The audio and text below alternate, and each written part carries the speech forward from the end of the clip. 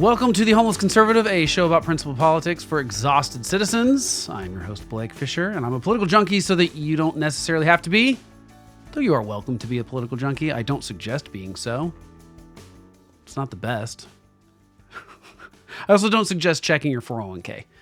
Don't do that right now. That's a bad idea. So I didn't have an episode the last couple weeks, had a couple things go wrong with interviews, and it didn't work out. So I'm back. Sorry about the disappearing on you for a couple of weeks without explanation, but here we are. And just to let you get into my head a little bit, I'm often trying to figure out what to do on this show. What should I talk about? Long form, what's interesting, what's not interesting, what's important, what's not important.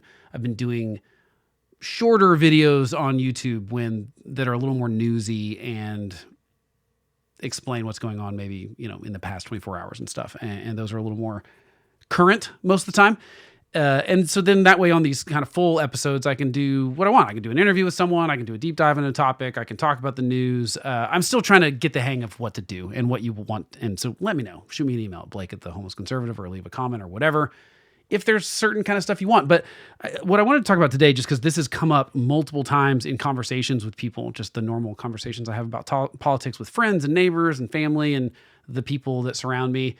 And I feel like there's two specific themes that have come up a lot. The first is that a lot of people I know that still come to me and ask me these political questions sometimes volunteer the information that they are kind of checked out because after the election, they were just like, meh, whether they're conservatives or Democrats or whatever. I feel like that's the common theme that keeps coming up in my conversations with people. And what really bums me out about that specifically is that these are the kind of people that I want to be involved in politics, whether I agree with them or not, because they are reasonable. And I think we need more reasonable people in politics. And I mean that in every sense of the word. I mean, in paying attention to politics, in being informed voters, in running for office, things like that. And what I found is that it seems like all the sane people I know are checking out.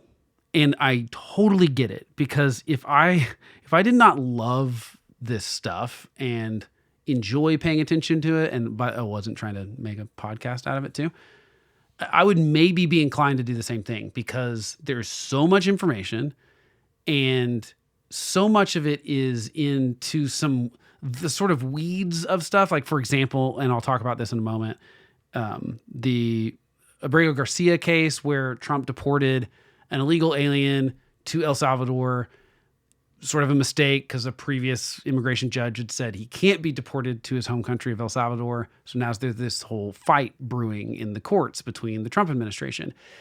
And if you're not a dork like me, trying to read lawyers' opinions about, what's going on at the Supreme Court, it's frankly quite boring, I'm sure. And it's, very lawyerly details and frankly, so I get why people just, their eyes glaze over and they don't want to pay attention to it. So part of what I want to do with this show is be able to explain those things in a way that doesn't overwhelm you, that doesn't get too into the weeds of that stuff, but lets you understand what's going on, so you can then form an opinion, send you to people who I think are smart and you should pay attention to.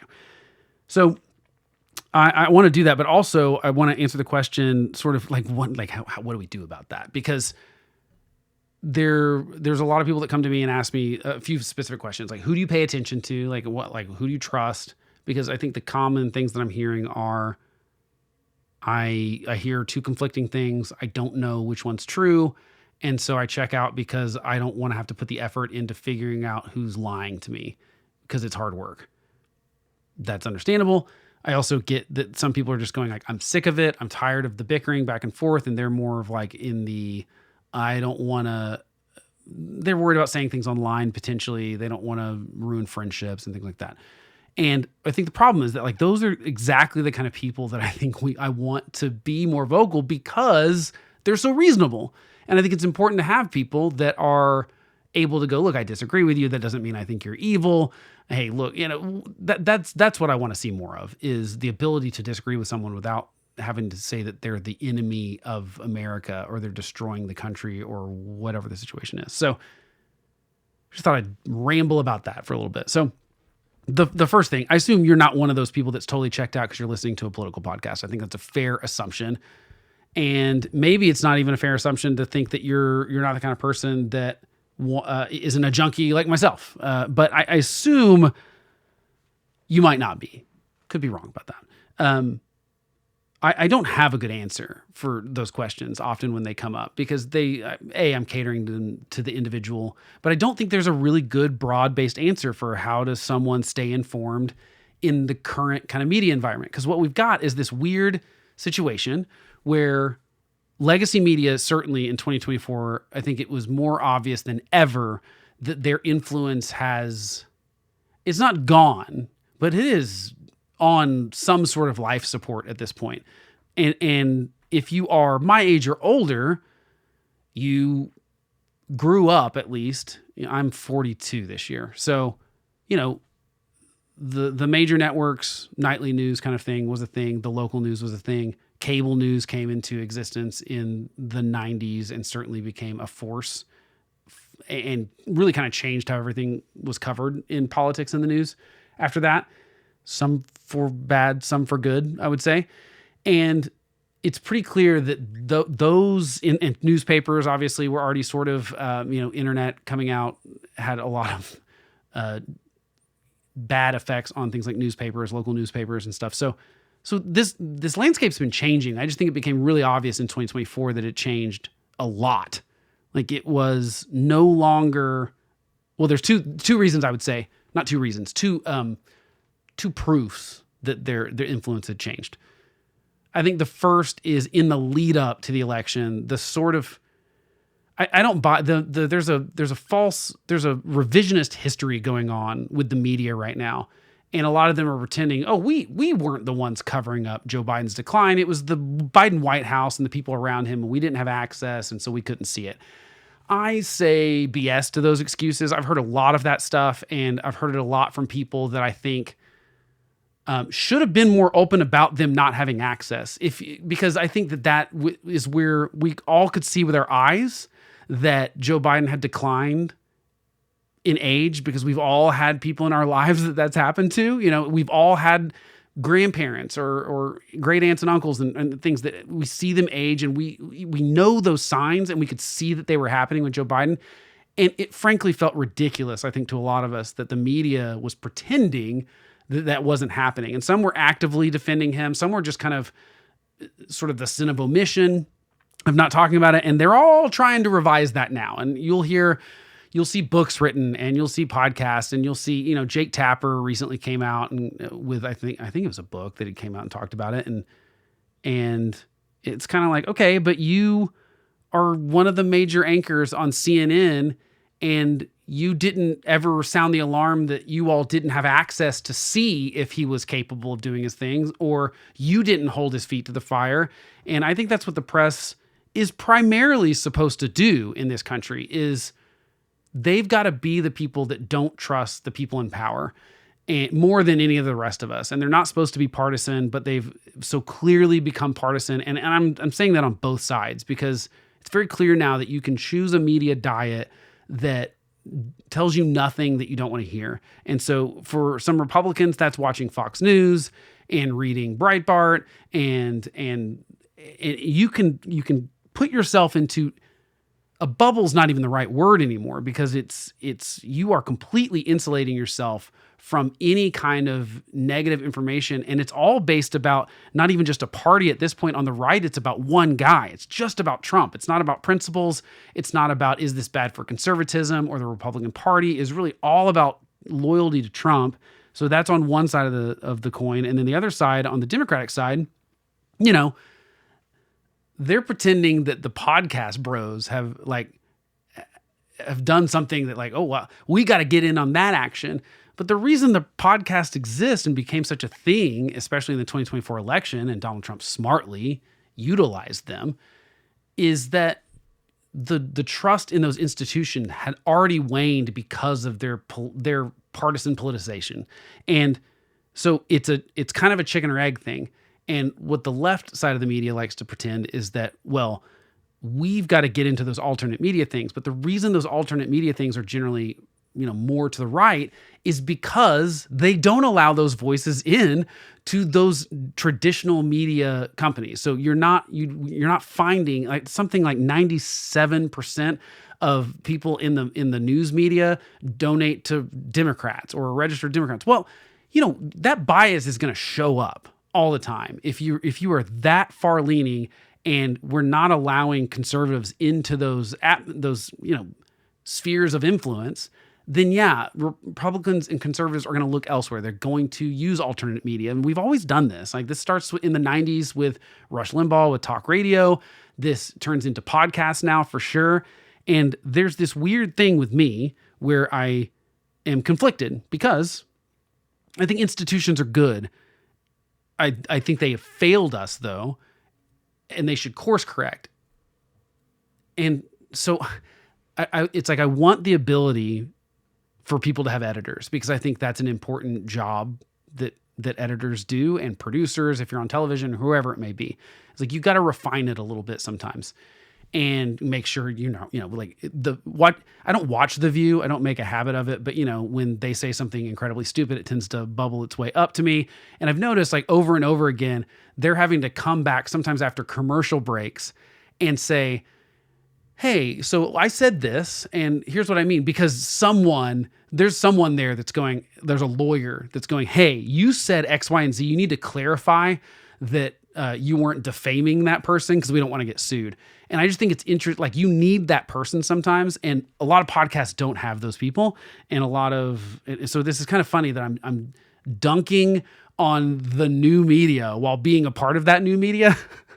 I realize there's a great irony there. But the reason I want to bring it up is because I was reading a study that was saying, and this is actually from 2021, but someone wrote an article about it just recently in Politico about how Gen Z is very distrustful of legacy media, but they're also they're too trustworthy of the stuff that they see on social media. And the example that they were giving was, they asked something like 3,000 high school students. They showed them this video that was allegedly showing Democrats stuffing ballot boxes, and proof that the 2016 election, there was nefarious stuff going on. Remember, this study was from 2021. And only 3 people out of those like almost 3,000 students caught the signs in the video itself that, hey, that actually happened. That looks like Russia. I think there was like some writing or something that should have made it pretty obvious, but the rest of them just believed it as fact. And so in my world of YouTube and podcasts and that kind of thing, like, there is no editor for the most part. There is no one fact checking. There is no one, for the most part, that is putting some sort of disclaimer after a mistake happens that says, hey, I actually was wrong about this fact. And so there are downsides to consuming that media too, if you are not doing the due diligence to actually figure out if someone's telling you the truth or not. And just for the record, my goal on here is to always be honest. It doesn't mean I'm never going to get stuff wrong, but I just want to be totally clear that my goal is never to, change information to make my position more sound or to cover for someone. Or it's like, and that's unfortunately why a lot of people, I get a lot of crap in the comment sections, because I piss off Democrats when I'm talking about Democrats, because like, how dare you say that about Joe Biden, but not Donald Trump? I'm like, well, if you paid attention to me for more than one 1-minute video, you would know that I do both. And then I also piss off Republicans because they're like, well, why are you crapping on our team?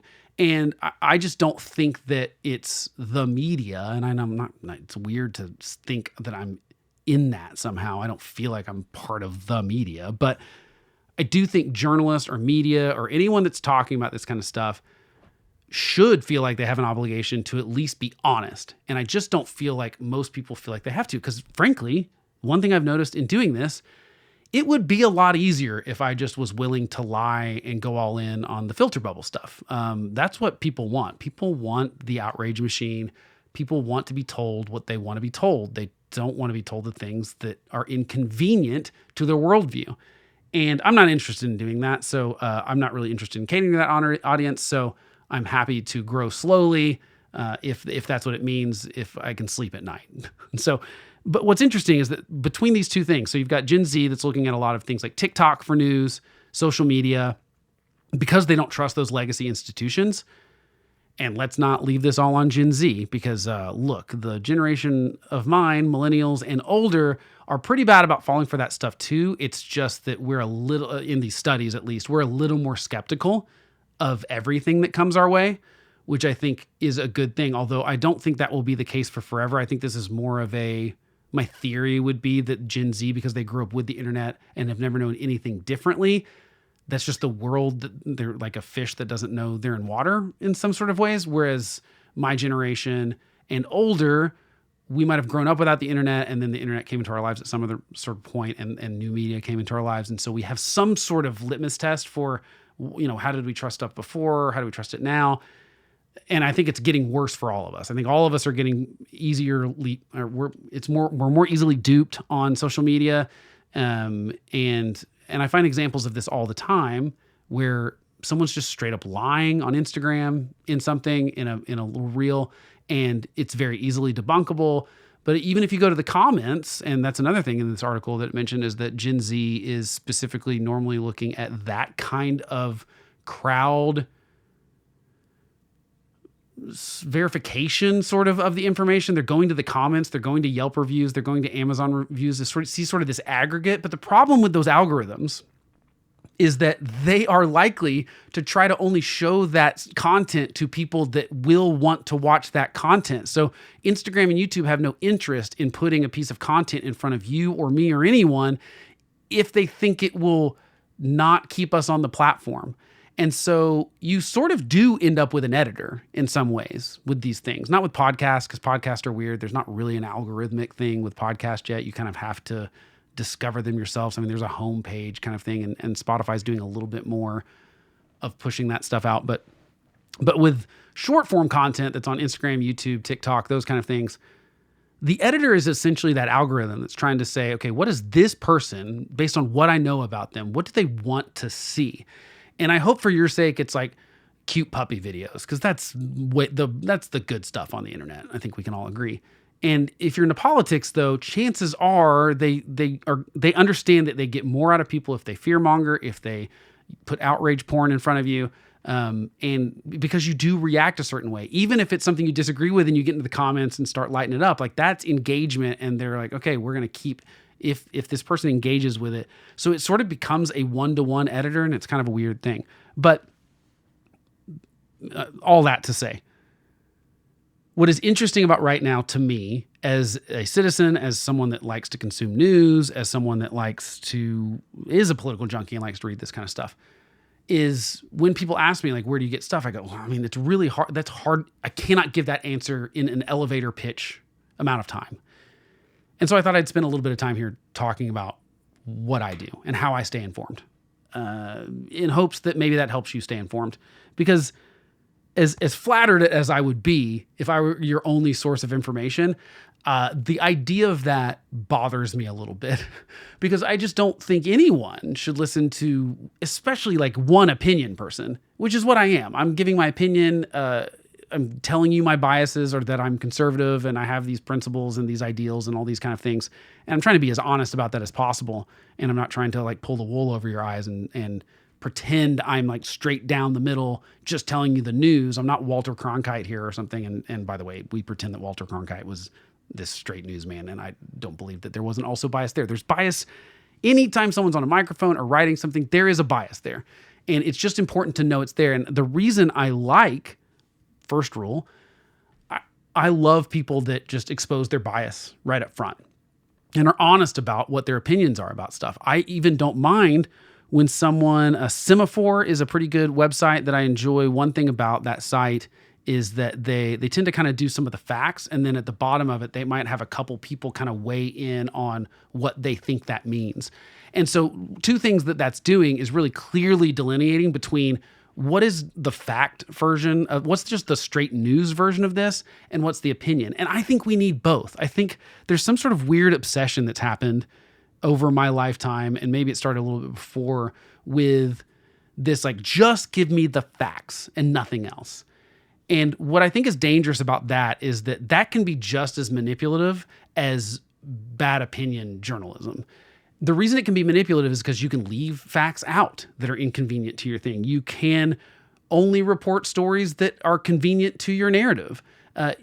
It would technically be straight factual reporting to give the story, but and I don't have a great example of this, but we got obsessed with this sort of, are you being fair? And Fox News' slogan for a long time was even fair and balanced. And I think it's because they realized that people inherently thought that the news media was not being fair and balanced. And so they were like, well, we will be. And I actually think they lived up to that better than a lot of cable news stations. I will defend 90s and early 2000s Fox News.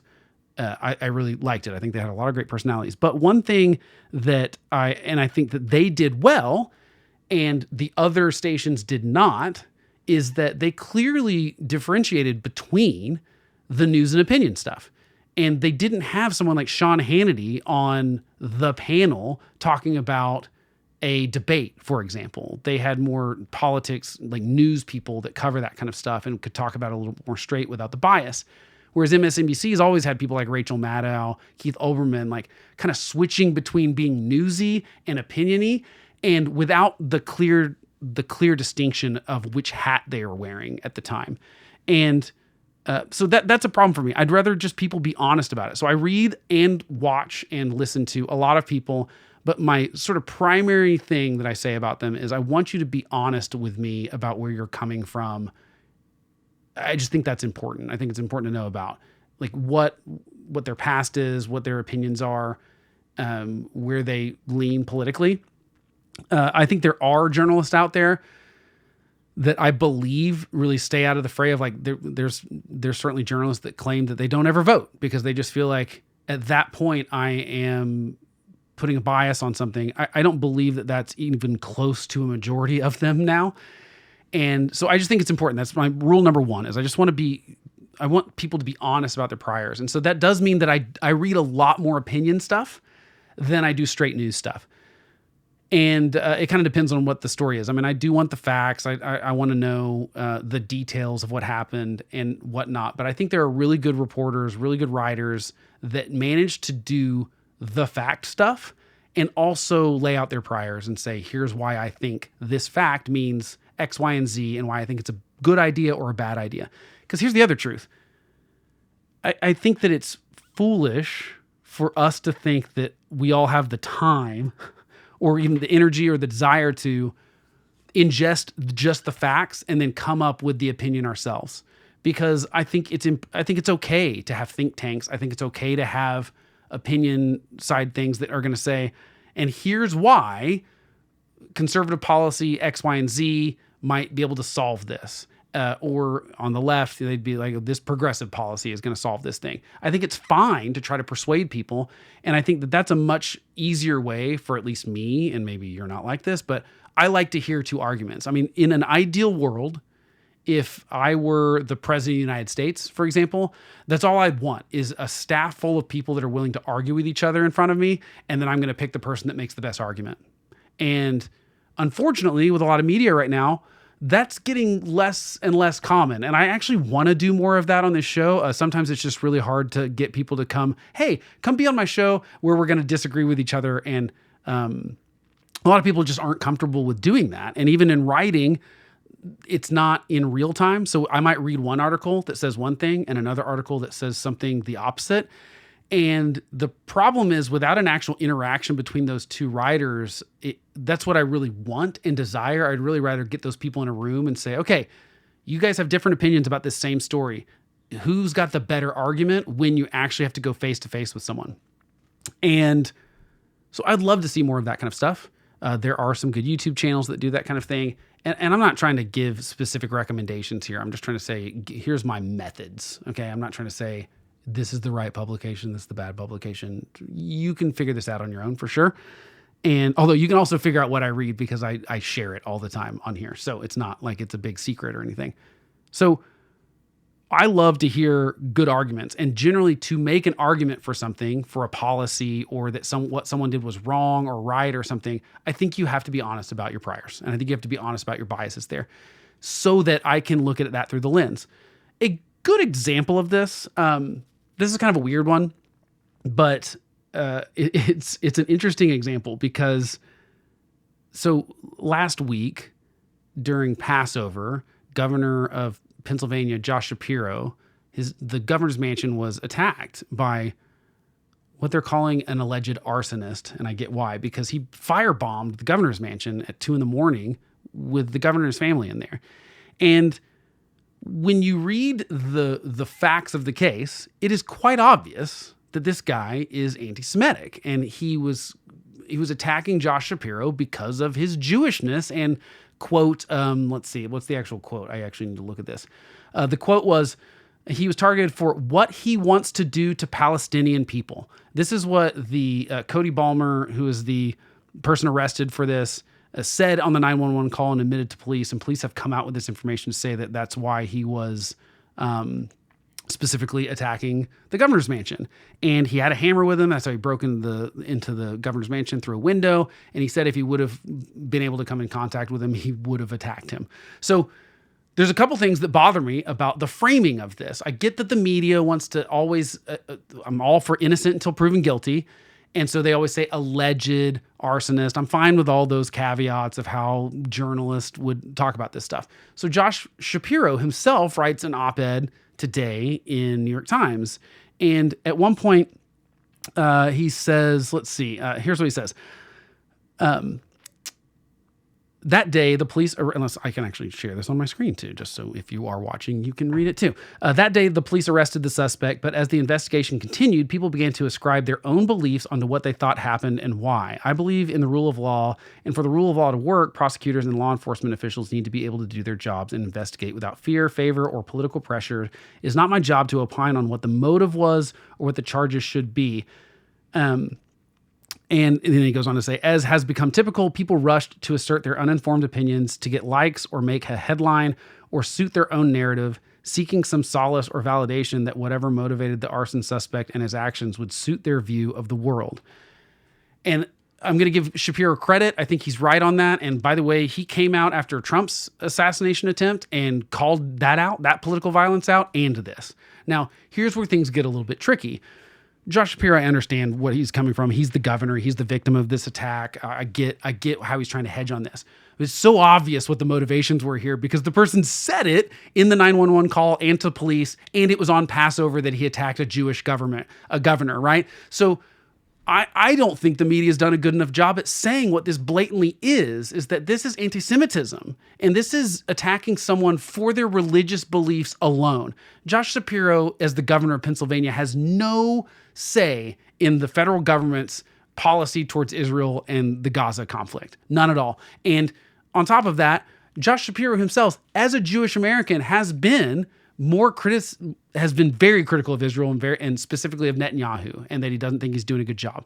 And so this clearly, to me, is an attack on someone because of their religious beliefs and for no other reason. Josh Shapiro would not have been, his house and his family would not have been firebombed on Passover if he wasn't Jewish. And I think it's okay to say that. I get why Josh Shapiro won't say it. Totally understand that. I don't think the media at large has done a good enough job at saying what this is political violence. And it's no different than when someone tried to assassinate Donald Trump. It's no different than when someone broke into Nancy Pelosi's house and attacked her husband and would have potentially attacked her. It's no different than January 6th, where people broke into the Capitol and wanted to overturn an election, and I think would have injured or killed people inside of that building if it hadn't gotten locked down in a way where they didn't get access to those senators and congresspeople. I don't think it's any different than the Black Lives Matter riots, where people were burning down businesses and looting businesses and violently attacking people. I don't think this is different, a lot different than the stuff that's potentially going on with, gets a little bit in the weeds because it's not people, it's property. But I think that we should take political violence against property seriously as well. But, the sort of Tesla damage stuff that's going on where they're firebombing Teslas or, it's crazy stuff. And I think that I'm willing to call that, the dude that shot the CEO of United Healthcare, murdered him in cold blood. This is all political violence, and political violence is wrong, and I'm going to call it out no matter what. And I think that you should not pay attention to people that don't call out political violence when it's inconvenient to their narrative. And that to me is just a rule across the board. And I'm not, like I said, not trying to give Josh Shapiro crap. I understand his position here. He's the governor, and there's all sorts of connections there between law enforcement and the prosecution inside the state of Pennsylvania. So I get how he's hedging on the side of this, but everyone outside of Josh Shapiro should be able to clearly say that this is anti-Semitism, and it's nothing to do with Gazans or Palestinians or anything. This is specifically because he was a Jew and it was Passover, and that's a good time to attack him. And frankly, I agree with Jim Garrity at National Review mentioned that he probably thought that he would be like, he surrendered to police. So here's what he said. The suspect, Cody Ballmer, called 911 following the attack early Sunday, identified himself by name and told operator Shapiro needs to know he will not take part in his plans for what he wants to do to the Palestinian people, the search warrant written by police said. And Ballmer continued saying he needed to stop having my friends killed and that our people have been put through too much by that monster. This is talking about Shapiro, okay? This is all according to the police warrant. And Jim Garrity goes on to say, Ballmer wasn't coy in his conversation with the 911 dispatcher. He pledged to stay put and await his arrest, at which point he would confess to everything, but not because he was repentant. The suspect appeared to believe that he had meted out a righteous blow for justice, and he seems convinced that the community of pro-Palestinian activists would celebrate his actions and martyrdom. And that's not, I think that's a pretty good guess, looking at the reaction of the guy that killed the United Healthco CEO. I mean, look at the reaction that got from a lot of people going like, yeah, I mean, I don't blame him. And so we're in this situation where it's not just, I think the specific dangerous situation we're in with the media is that it has not just become about defending one side or the other, because we really have boiled down to these are left-leaning organizations and these are right-leaning organizations. And this is as old as time.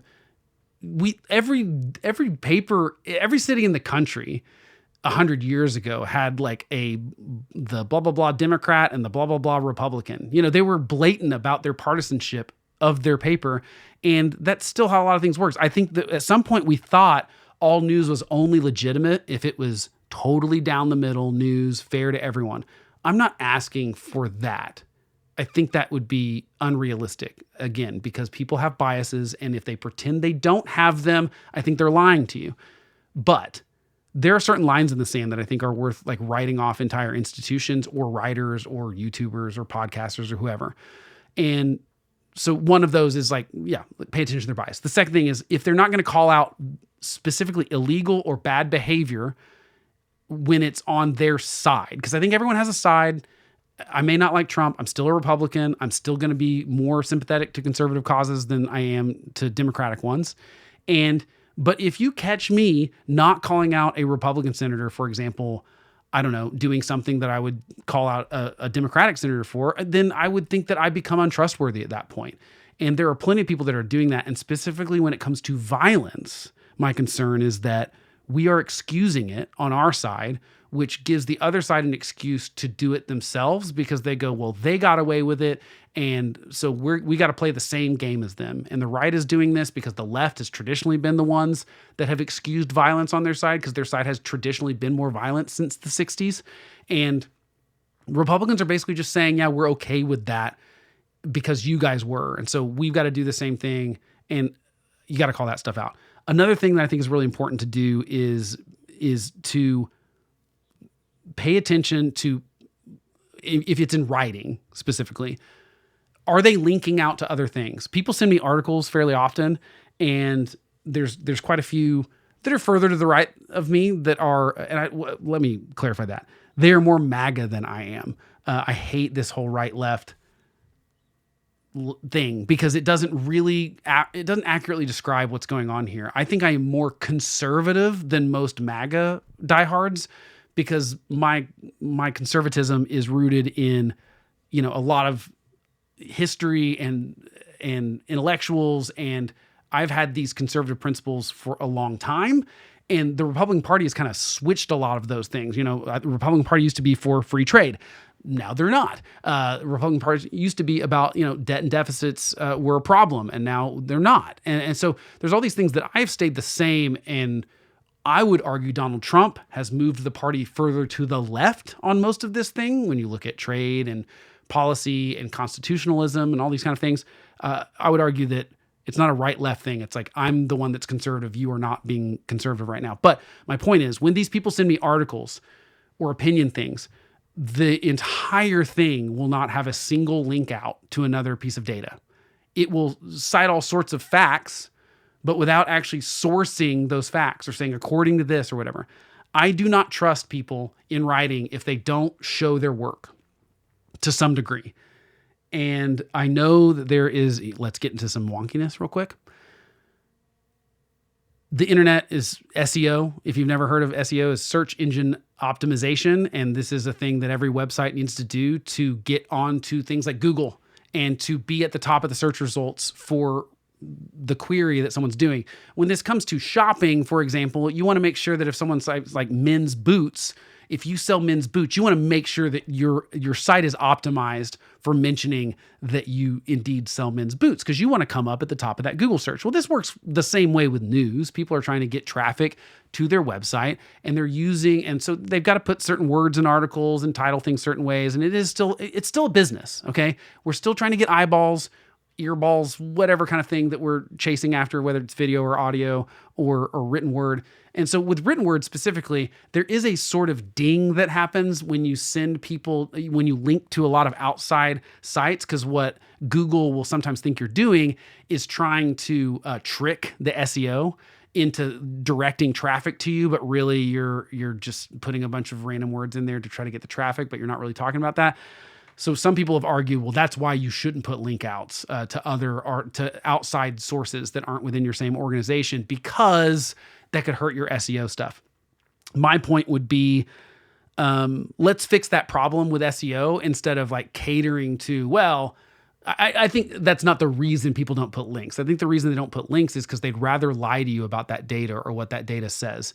And so I think it's important, if someone sends you an article and it does not have a single link out to any fact or anything that you can check the source for, I don't trust it.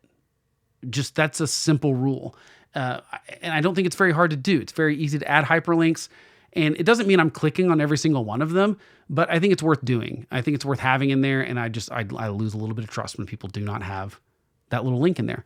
Another thing I do is I tend to, as much as I love institutions and I want them to be better, I've found that just because someone take any institution, New York Times, Washington Post, Fox News, CNN, pick it, those can change over time. It's like a sports team. There's technically nothing about the Oklahoma City Thunder right now that's the same as it was in 2012, except for the manager and one of the owners. Everyone else is the teammates aren't there. The coaches are different. I'm still rooting for that team. That happens at these organizations too. There can be wholesale changing of the staff. And just because it still says it's the New York Times doesn't mean that anyone is still there that you trusted 10 years ago, for example. And so what I have found is that I have better luck following specific individuals that have proven to be trustworthy over time. What does that mean, proven to be trustworthy? That's kind of up to you. For me, that means that they are willing to admit when they're wrong. So I like to see people write, hey, I know I said this 6 months ago and I've changed my mind on it, or now we have more information, or whatever. I think when someone is perpetually right all the time, it's just impossible, especially when it comes to politics. So I hope that you hear me say, you know what, I was wrong about this, or I changed my mind about this, or here's something I didn't, to be fair, was given the wrong information on, and now we have more clarifying information on. And so I have a different opinion now. I think that that's one way that someone proves that they're trustworthy. The other way I mentioned, linking out to stuff, if it's written word kind of stuff. It's a little harder to do on video and podcast. And I get that. I try to put links to articles in my show notes when I can, so that you can go check stuff that I'm talking about, or I put it up on the screen so that you can kind of at least see that I'm reading this off of another website, word for word, or showing you a chart or a graph or numbers. And I think all that's really important. So I follow more individuals and kind of go wherever they go, because people move around from organization to organization based on getting more pay or, getting sniped for, whatever the reason is. And so I found that I tend to trust individuals. And then the other thing that I think is really important is when it comes to podcast, it gets a lot harder on all this stuff because they're not probably linking out as much. They're not really showing their sources. So I don't have a great way to say that a podcast is good or bad. And this is where I think I need to do better at this, is like, I think it's important to listen to podcasts where they have, if they have guests, that those guests are not all in total agreement with the host all the time. Because I think that when you have just sort of that feedback loop of we all agree all the time, you're probably not getting challenged either. And so I think if the host isn't getting challenged, you probably aren't either. So I think it's important to have people that are going to have people on that they disagree with, or are going to have little debates on there. The Free Press is a site that, you know, I think they do some good stuff. They have some good people. They have some bad people. I like it for the most part because one thing they do quite often is they have these debates over big issues that people are talking about. They'll bring someone from each side of that issue and have them, you know, on a podcast debate it live. And I think that's just a better way to do it. I want to do more of that kind of stuff. There's some logistics stuff as far as getting two different people to show up at the same time and have that argument. It's challenging, especially for a small creator like myself. But I think it's an important thing to be able to hear those things in real time, because I think that's one thing we've lost. You know, Jon Stewart, one of the things he's sort of famous for is kind of blowing up the crossfire Democrat versus Republican thing, because he blew up on Tucker Carlson and is it James Carville that was on that show at the time, and kind of said, you guys are ruining America. And I think that looking back on that, Jon Stewart was totally wrong about them ruining America. Now, I'm not saying it wasn't maybe a little performative or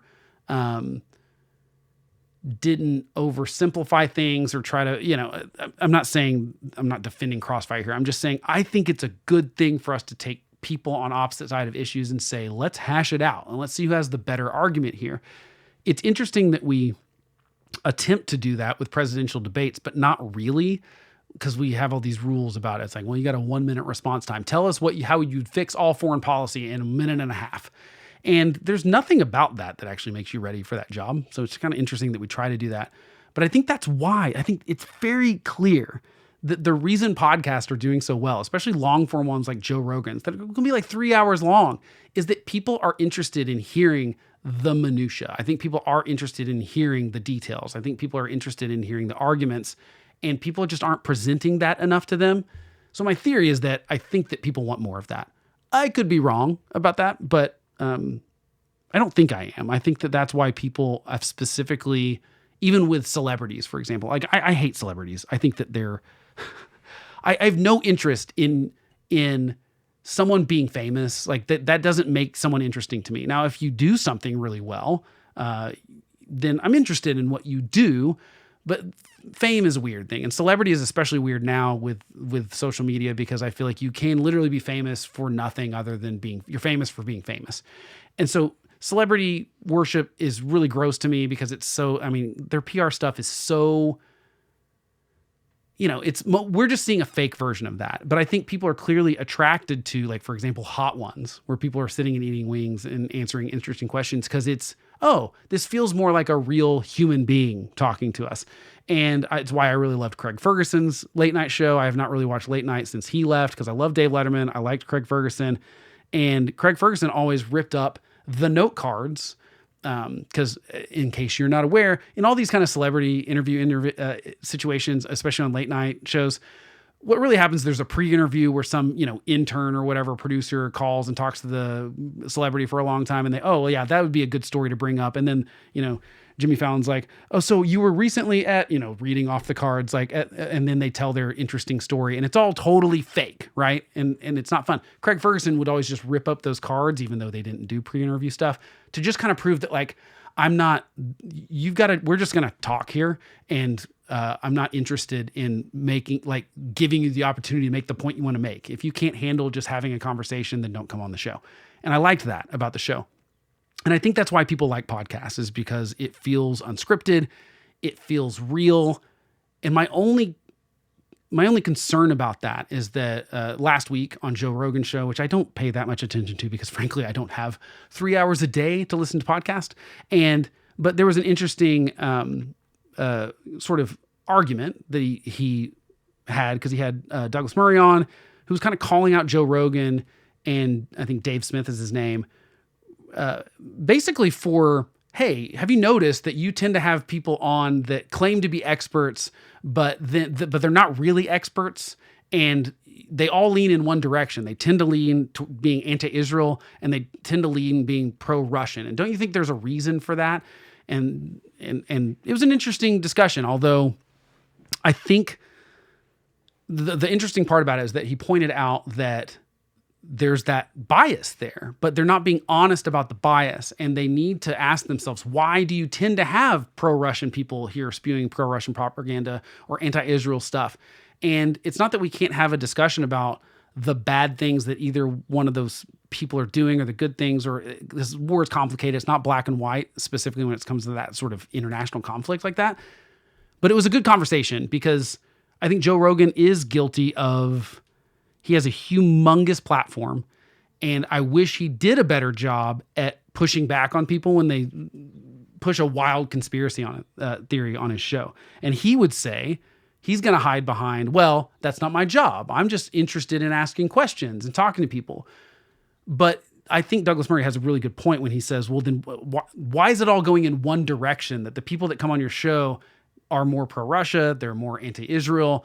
Like, why is that, do you think? And I think that's interesting, and it's something worth cataloging and realizing, if you are listening to something, is someone asking actual interesting questions? Are they pushing back on anyone? Because I think what we're slowly slipping into, and we always did this, like I said, this goes way back. Like I said, newspapers, Democrat, Republican, like there was a partisanship that was clearly there in the open, and there's good and bad with that for sure. My point is, I don't like that people are pretending to be straight down the middle when there's a bias there. And this whole new thing on the right of I'm just asking questions is what Candace Owens is doing, what Tucker Carlson is doing, what a lot of people on the right are doing is they're saying, well, I'm just asking questions. And they just happen to be asking that of people that are always peddling pro-Russia propaganda or anti-Semitic stuff. And, it lets them try to get off the hook for saying, hey, I just like to have everyone on and I'll let anyone come on here and talk about their opinions. But the truth is they're not. There's a reason you're not going to hear an anti-Trump argument on Tucker Carlson's show. There's a reason, and they all do this. Jon Stewart does the same thing. He tries to pretend he's a comedian sometimes, and I'm newsy sometimes. Take me seriously sometimes, but if I say something, or if I'm oh, well, now I'm just an entertainer. Pay attention to that, because I think that, I want to be clear about what I'm doing too. I want to say that my goal is to have you be better informed than you were before you listen to this. I want you to have learned something, understand something better. I hope you disagree with me sometimes. I hope you agree with me sometimes. I don't want you to be totally comfortable listening to me all the time. Maybe we will just happen to be very similar and you will agree with everything. I'm sure that happens sometimes. There's 330 million people in this country. I'm sure a lot of us have very overlapping opinions. But I guess my whole point in doing this entire rant episode is that I just want to make sure that people have the tools to do that. And if that means that, and it might take some more effort, I understand the desire to check out, and I understand the desire to not want to pay attention to politics right now because it has gotten so gross. It's gotten so out of hand, and has gotten so there's so much vilification going on of if you post the wrong thing, you're worried that you'll lose friends or family will be mad at you or whatever. I think the most important thing that reasonable people like you and me, and I assume you're reasonable because you're listening to this show, right? I think the best thing we can do is call out lies and untruths when we hear them, no matter where that happens. If that's on your crazy uncle's Facebook post, I think it's important to call it out. You can do it in a kind way. And I do this with people I know and love. I do not do this with strangers. I do not suggest you go get into the comment section weeds and start arguing with strangers. I have never found that to work very well. I'm happy to do it inside of my comment section when I try to reply to everything on YouTube and Spotify. And, I might push back. I might disagree. I'm never trying to be mean. That's never my goal. And so call me out if you think I'm being unfair to someone. I'm happy to have the accountability. But I think you can do it too. I think when you know someone and you're in a relationship with them and they say something that's blatantly not true, I think it's okay to call them out on that and point them to a source that, like, don't assume ill intent. You don't have to say you are a liar, but you can say, I think you've been misinformed. I think you've got that data wrong. Can you cite the source for that? These are some real simple ways that you can push back against untruth. I think that until the reasonable people in this country do that, we are going to keep going down this path of letting the fringes of both parties control the narrative, and everyone's going to perceive those minority positions as being the majority. And I think what's happening is that the normal people in this country, the vast majority, and I'm not talking about the middle between left and right, I'm talking about the middle between the different insane versions of each side. So it doesn't really matter. Like, that can make, you could be a Democrat and be like that. You can be a Republican and be like that. You can be very, very conservative or very, very liberal and still be very reasonable, I think, because these really come down to opinions of what we think will work and what won't. But I think it's totally okay to push back and say, hey, when those fringy people that we know post something on Facebook, and like I said, a lot of times people are just reposting stuff. Again, going back to that study, Gen Z just believes a lot of times what they see and takes it as the truth without investigating any further. I think it's okay to poke people and say, can you show me the source for that? Did you Google anything about that afterwards? Can you explain more about that? I think there are ways to do that. And I think we have to. I think because there's so much crazy stuff. I also think it helps if you do that on your perceived side, because it's really easy for me. It's much better, I think, when I argue with alleged conservatives, because I can go, look, I'm coming at it from we have the same goals here, for example. Here's why I think what Donald Trump is doing won't work, and here's why I think you're wrong about what you think will work, or here's why I think he's wrong in that policy, and I think you're wrong for supporting that policy. I just think it helps because when we have the same goals, whatever it may be, or the same principles or whatever it might be, it's an easier way to start from. So, I mean, that's sort of my example. It would be like, call out people that you know, that know you. I just think that we've got to do that kind of stuff. I'm going to try to do it more. I'm not shy about my opinion, but I also realize there is no point in getting in a fight in the comments on Instagram. Like, it's just, I'm probably not going to change anyone's mind on the left. I'm probably not even change anyone's mind on the right if they don't know me personally. So I just think that's one thing that you can do. I know that's uncomfortable. I know that no one wants to do it. Here's the other common thing that everyone that comes to me says, almost everyone says, I feel stupid about this stuff, or I feel uninformed, or I feel like I'm not well informed enough to say something about it. Look, I promise you're more informed than the people that are saying stuff about this all the time. So don't worry about that. And that's something that happens to me too. I'm just being totally honest. There are a lot of times where I have this need to be the expert in everything before I say anything about it.